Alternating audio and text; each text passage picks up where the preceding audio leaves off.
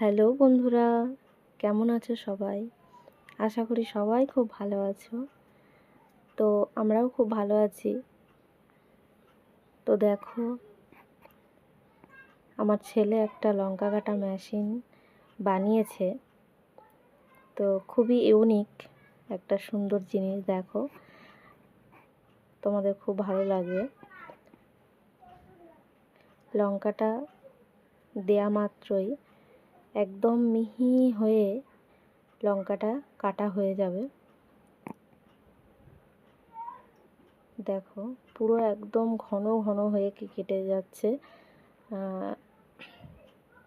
যখন আমরা বাড়িতে বটিতে লঙ্কা কাটি, ভুলবশত হাত যখন মুখে চোখে লাগে, জ্বালা করে, তো এরকম পদ্ধতিতে লঙ্কা কাটলে জ্বালা তো করবেই না, অথচ সুন্দরভাবে দেখো লঙ্কাগুলো কি সুন্দরভাবে মিহি হয়ে গেল।